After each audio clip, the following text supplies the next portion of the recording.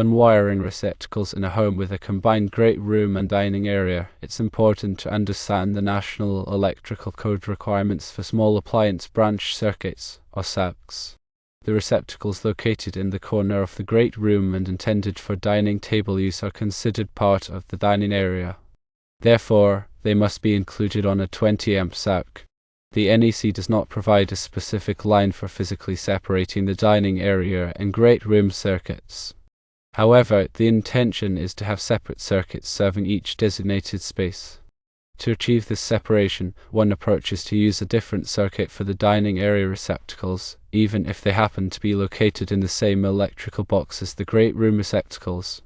Another method involves using a physical barrier, such as a wall or a countertop, to help delineate the circuits serving each area. Regarding switched receptacles in the great room, the exception outlined in NEC section 210.52.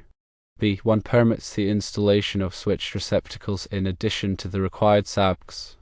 This means it is acceptable to have a combination of both switched and unswitched receptacles within the great room.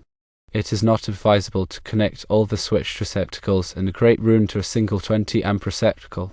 Doing so could easily lead to an overloaded circuit if multiple appliances connected to these switched receptacles are used at the same time. It is much better to use separate circuits for the switched and unswitched receptacles.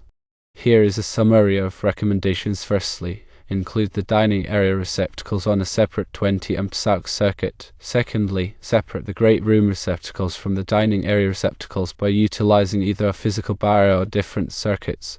Thirdly, use separate circuits for both the switched and unswitched receptacles within the great room. And fourthly, avoid the practice of connecting all the switched receptacles to a single 20-amp receptacle to prevent potential overloads. By following these recommendations, you can ensure a safe and code-compliant electrical installation in your home.